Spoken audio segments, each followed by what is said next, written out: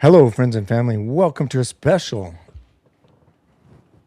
250th anniversary edition of Eyes to See, Vision Beyond the Narrative, a little show I like to do once a week where I talk about current events, politics, and deeper issues around that. This special edition, as we approach 4 minutes till midnight in the Mountain Time Zone for the 4th of July, 250 years since we signed the Declaration. I wonder what time of day they signed it, because I assume it would be in the evening. Anyway, I got a nice little paper for you. We're going to talk about this country because what better time than now? Hopefully you got to see a bunch of those flyovers in D.C. Those were sick. Okay, so this is essay number 10. I don't know what episode we're on. 19? And we're titling this one, The Patriotism of Truth. Now, if you find it interesting, go back and watch all the other papers that I've written. Read them. Or listen to them. Sorry, I'm reading them. And you can get an idea where we've been, where we are, and where we ought to be. So here we go. Essay 10, The Patriotism of Truth. America is approaching her 250th birthday, and concurrently the World Cup has reminded us of something every normal human being used to understand without needing an explanation. People love their own country. They wear their colors. They wave the flag. They sing the songs. They cheer for men who carry the name of the nation on the front of their jersey. The Argentine does not apologize for Argentina. The Mexican does not blush at the sight of the Mexican flag. The Brazilian does not need to begin every celebration with a lecture about Brazil's failures. Even smaller nations, the ones without the money, power, or global machinery of empires, stand up with a kind of wild and beautiful pride when their team steps onto the field. Cabo Verde can show up on the world stage and its people can rejoice simply because their players are from the same place as them. And they had a valiant effort today against the world champs. That should not be strange. It should be ordinary. It's natural for people to love the place that formed them, sheltered them, named them, and gave them a story that's bigger than themselves. A man who has no affection for his country has lost something human. The overeducated man is often the first to become embarrassed by ordinary loves. In his sophistication, he can speak fluently about systems, theories, power, and history, but he has forgotten the simpler duty of honoring the ground in which his fathers are buried. It's not the farmer, the builder, the soldier, or the working man who becomes embarrassed by love of country. It's the overeducated man who has lived too long in abstractions and ivy towers, until the soil beneath his feet feels less real to him than the clever theories passing through his lofty head. In America, though, the simple affection of the ordinary hardworking man has become suspicious. A man can wave almost any foreign flag in American city and be praised for honoring someone else's heritage. But if he waves the American flag with the same open gratitude, a certain portion of people immediately see that man as the problem. Patriotism is treated as dangerous. National pride is treated as primitive. Borders are treated as cruel. Assimilation is treated as oppression. Love of country is spoken of as though it were always one careless step away from the hatred of everyone else. And that is absurd. The patriotism of truth refuses two lies at once. It refuses to pretend America is innocent, and it refuses to pretend America is not worth loving. A childish patriot flatters the country and calls it loyalty. A resentful critic curses the country and calls it intelligence.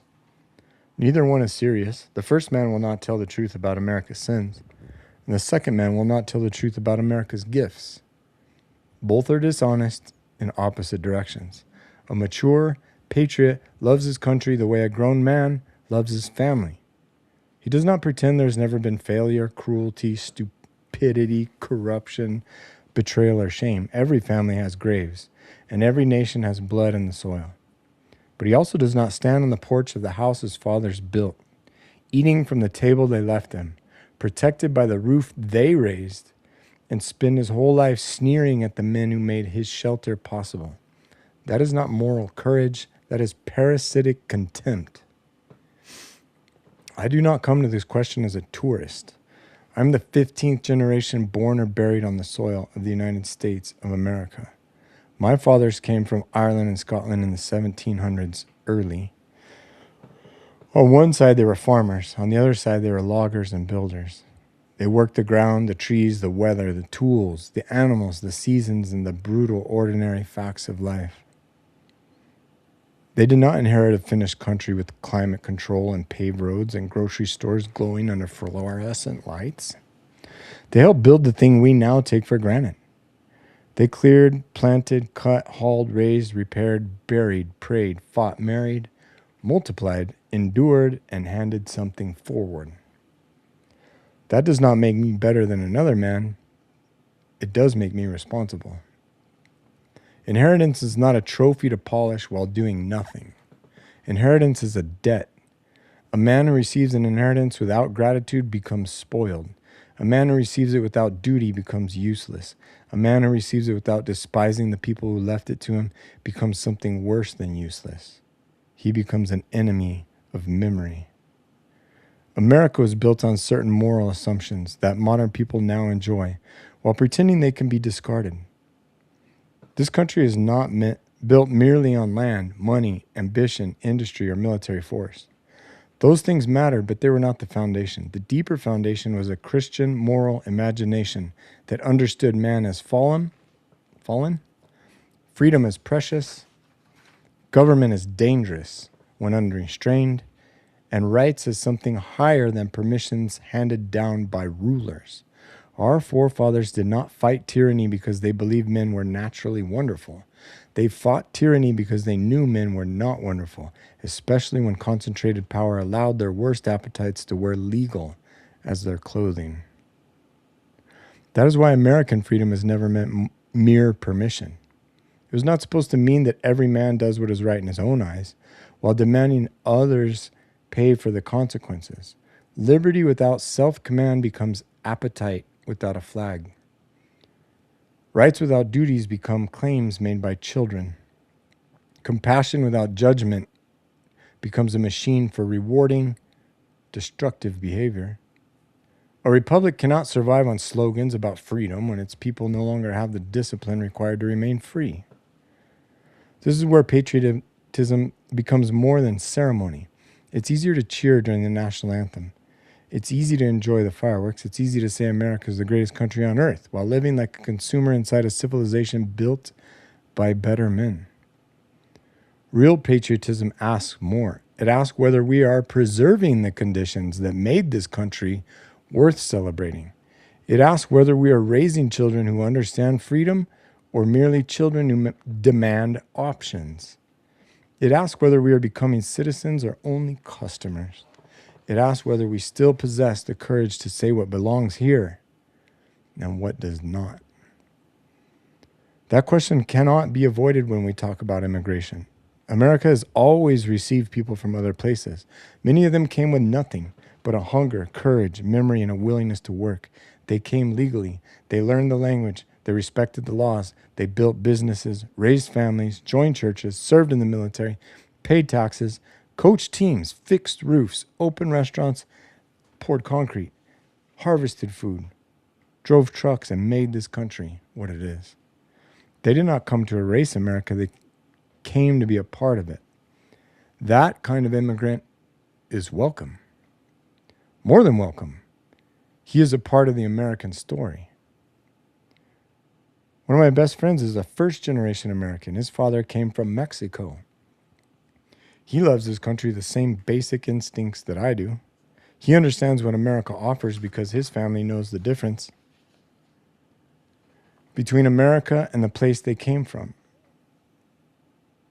He remembers what the old country was like and why he left. He does not need a graduate seminar to understand gratitude. He knows that a good country is not something to exploit, mock, weaken, and then bill for services. It's something to join, defend, improve, and hand forward. That is the distinction our cowardly public conversation keeps trying to erase. The issue is not whether a person's grandparents came from Ireland, Scotland, Mexico, Italy, Poland, Vietnam, Nigeria, or anywhere else. The issue is whether a person who comes here intends to become part of the American people or merely use the American system.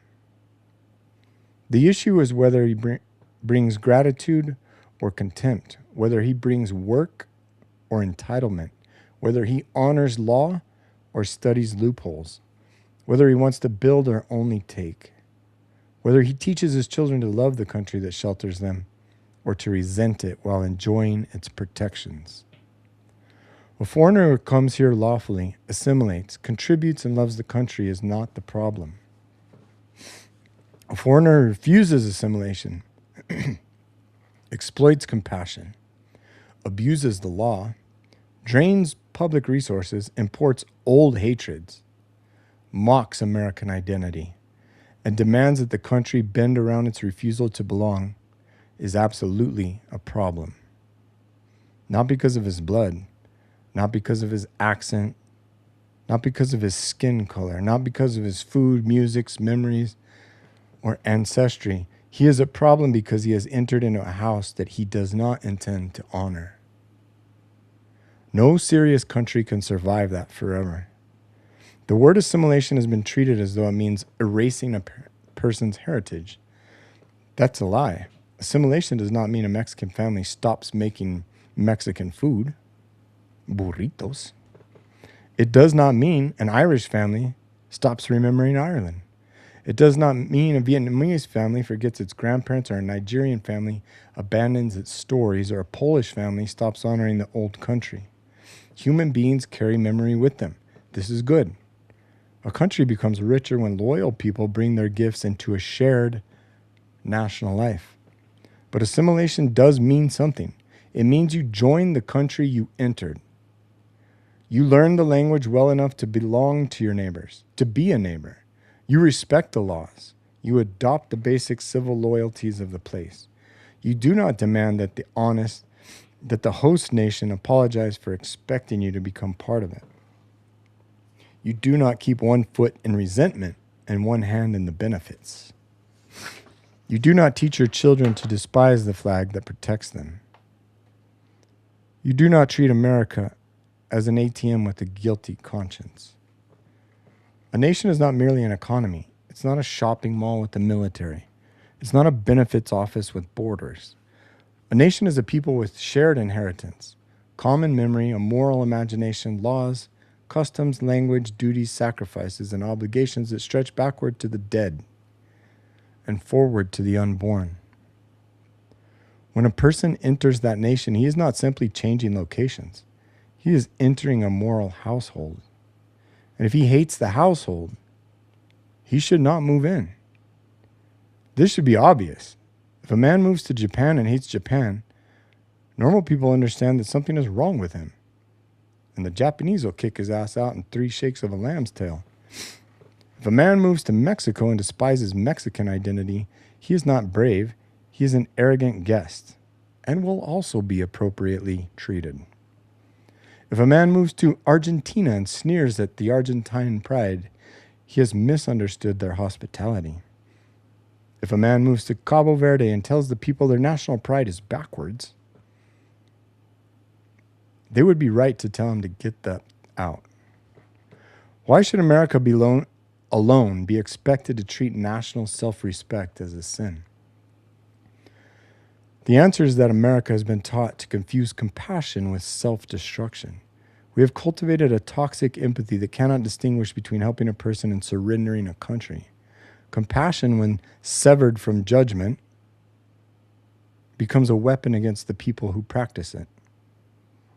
It begins by asking citizens to care for the vulnerable. That is noble.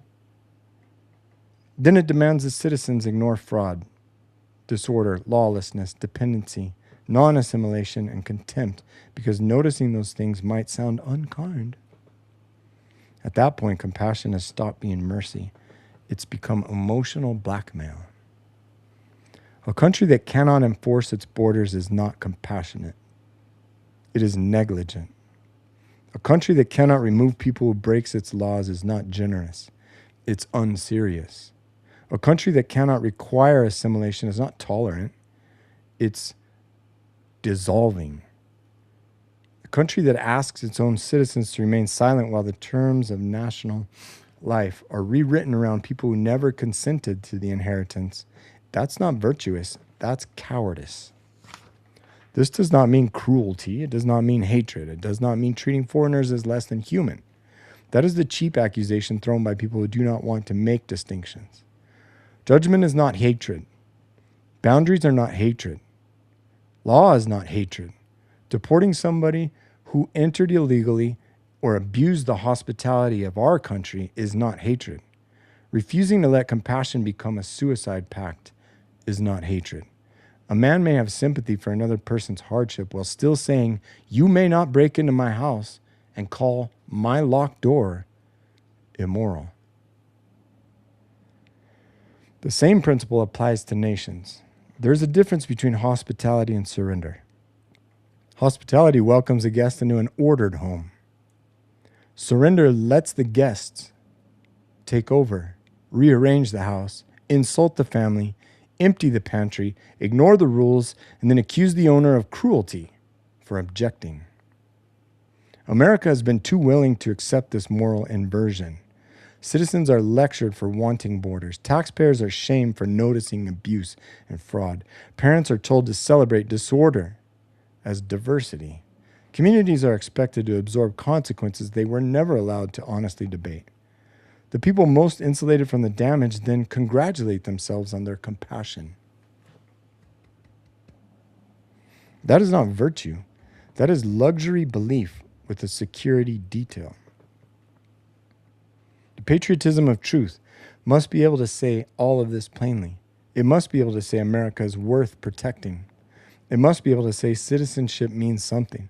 It must be able to say legal immigration and illegal entry are not morally identical. It must be able to say assimilation is not optional if a country wishes to remain a country. It must be able to say that gratitude is a civic virtue and contempt is a civic poison. But this judgment must also turn inward. If we are going to ask immigrants to love America, then Americans had better recover the reasons America is lovable. We cannot expect newcomers to assimilate into a people who no longer know what they are. We cannot ask others to honor a flag we are too embarrassed to carry. We cannot demand gratitude for an inheritance we have failed to explain to our own children. A nation that forgets itself should not be shocked when strangers fail to respect it. That may be the deeper wound. The attack on America is not only coming from the outside, it's also coming from within. We have cultivated a class of people who can explain every American failure with religious passion and every American virtue with bored suspicion. They know how to condemn the country, but not how to love it. They know how to recite the sins, but not how to honor the sacrifices. They speak constantly of justice, rights, liberation, equity, democracy, but often with no gratitude for the civilization that gave them the freedom to speak at all. Criticism of America is not the same as hatred of America. A patriot must criticize his country when criticism is deserved. But criticisms without gratitude eventually becomes contempt. And contempt is not a plan for reform. It's a spiritual posture. It doesn't want to repair the house. It wants to be seen standing above it. That kind of contempt is poison. It teaches young people that their inheritance is shameful. It teaches citizens that their own country is uniquely wicked. It teaches immigrants that assimilation in America would be a moral downgrade. It trains the population to view patriotism as suspicious, while every other people on earth is allowed to love its own home without apology. The World Cup exposes the absurdity. We watch nation after nation cheer itself with no embarrassment. The people understand that belonging is not bigotry.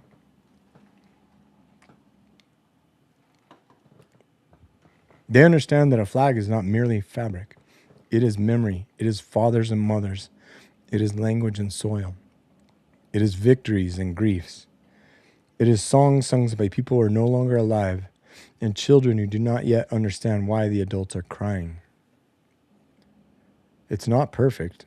Nothing human is, but it's theirs. Why should America be not denied this ordinary human affection? Why should the American flag be treated as dangerous in America while every other flag is treated as beautiful? Why should American citizens be asked to apologize for wanting their country to remain recognizable? Why should people who built, defended, farmed, logged, paved, taught, preached, repaired, fought, buried, and sacrificed for this country be told that their love of home is somehow less noble than everyone else's? No, that bargain should be rejected. 2 more pages, hang in there. America is not merely an idea, though ideas matter. America is not merely a government, though government matters. America is not merely a set of documents, though the documents matter deeply. America is also a people, a place, a memory, an inheritance, a duty, and a way of life that must be guarded if it is to be given to the next generation. A nation that cannot say we cannot govern itself. A nation that cannot distinguish between guest and citizen cannot remain coherent. A nation that cannot require loyalty cannot defend liberty. A nation that cannot protect its borders cannot protect its people. A nation that cannot teach gratitude will raise consumers instead of citizens. And consumers do not preserve republics. They spend them. So yes, let the World Cup remind us what people everywhere seem permitted to know. It's good to love your country. It's good to cheer for your people. It's good to honor your dead. It's good to protect the inheritance. It's good to welcome those who come honestly, lawfully, gratefully, with a desire to join and to help. It is also good to say no to those who come with contempt, fraud, lawlessness, and no intention of becoming part of the country they entered. That's not hatred. That's judgment. The patriotism of truth is not blind. It sees America's failures. It sees the broken promises, the hypocrisies, the corruptions, the cowardice, the greed, the foolish wars, the political theater, the bureaucratic rot, the betrayal of ordinary people by those who claim to represent them all. I see all of that. You see all of it. But it also sees the graves of those that came before us. It sees the farms, the churches, the workshops, the logging camps, the railroads, and the small towns. It sees the dinner tables, the mothers, the fathers, the soldiers, the craftsmen, the builders, the preachers, the teachers, the men who worked until their hands broke, and the women who held families together when the world was not perfect. It sees the Declaration, the Constitution, the Bill of Rights, the long argument over liberty, the hatred of tyranny, the belief that the state is not God, the stubborn conviction that human beings are not property of kings. And seeing both, it refuses to curse what should be loved. Home stretch here, last page. America does not need flattery. She has had enough speeches. She does not need sentimental patriotism that shows up for fireworks and disappears when duty calls. She does not need citizens who chant freedom while living as slaves to their own appetites. She does not need immigrants who exploit her mercy while rejecting her identity. She does not need elites who sell compassion while outsourcing consequences to working neighborhoods. She does not need cowards who know the truth but are afraid to say it. America needs patriots who can tell the truth. Patriots who can say to the foreigner, "Come lawfully, work honestly, join us, and you're welcome." Patriots who can also say, if you despise this country, if you refuse its laws, if you exploit its compassion, if you will not assimilate, then you do not belong here. Patriots who can say to fellow Americans, stop apologizing for loving America. Patriots who can say to themselves, if I inherited this country, then I owe it more than just complaint. That's the patriotism of truth. not worship, not hatred, not nostalgia, not contempt, not gratitude with open eyes. Love without lies. Oh, I said not. Not hatred, not nostalgia, not contempt. Gratitude with open eyes. Love without lies. Judgment without apology. A willingness to receive the inheritance. Repair what is broken. Defend what is good. And hand it forward without shame. If you are here, then be here. If you come here, come honestly. If you love another country more, then go under... Let's start that one over in case we need to do a short. If you love another country more, then go live under its flag, and may God go with you. Ooh, may your God go with you. Might as well say that. Let's start that one over in case we need to. If you are here, then be here. If you come here, come honestly. But if you love another country more, then go live under its flag, and may your God go with you. But if you remain here under the shelter of this country, protected by its laws, fed by its economy, enriched by its freedom, and blessed by the sacrifices of the people you will never meet, then have enough decency to love the place. Join the people, learn the language, honor the law, build instead of take, carry the flag without embarrassment. America is not perfect, but she is ours. And if that still means something, then it's time to start acting like it. The end.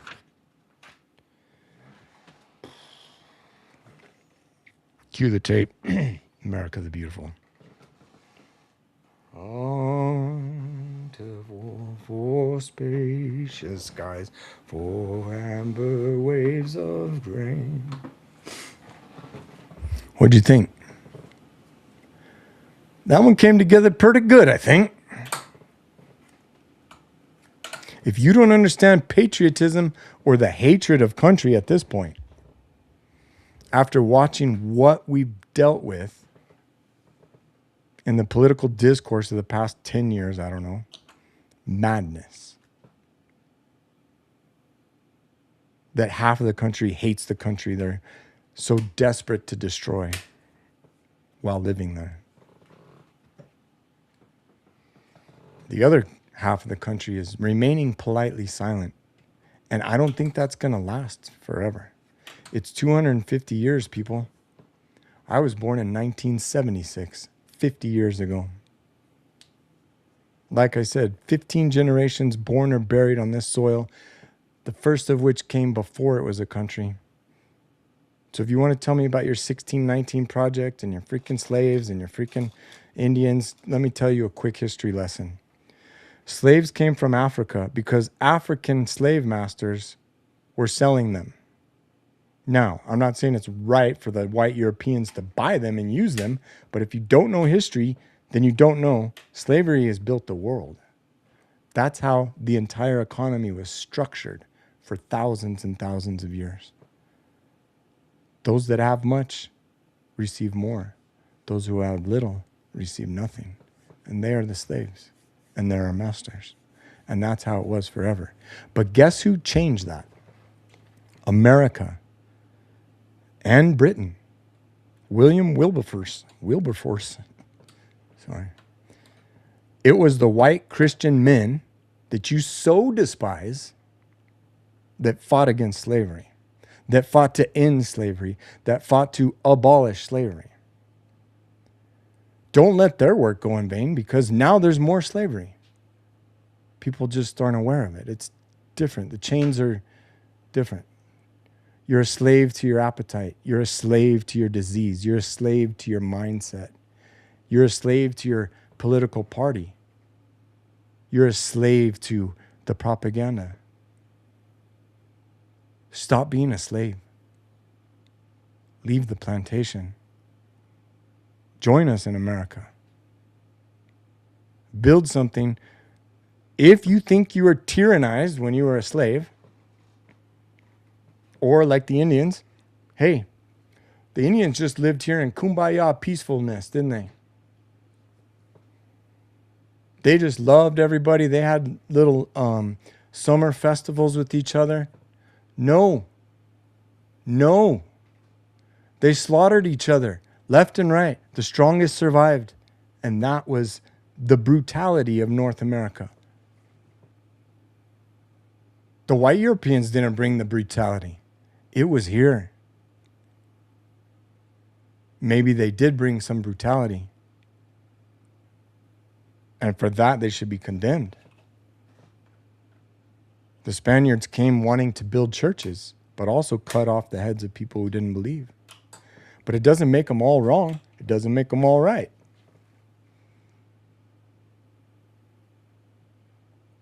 But a lot of good men came and built a good country. And this country is built on principles and ideals. And if those principles and ideals are torn down, this country will go with it. And as for me, in my house, I will fight to the death to prevent that. That's patriotism. Because in my mind, I'm already dead. I have nothing. I have no fear of dying. My kids watching, they know what I mean.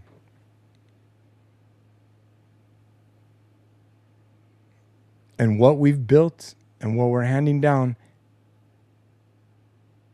has got to be worth dying for.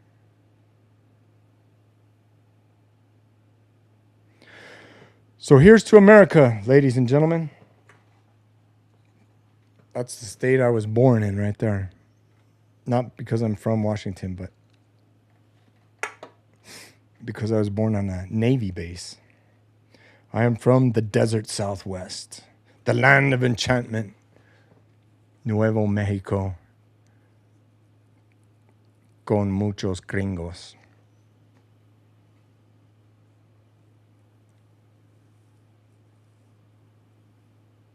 So be proud of where you're from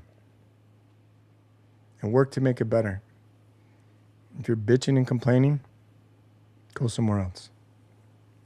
Happy 4th, America. 250 years. Let's fucking go.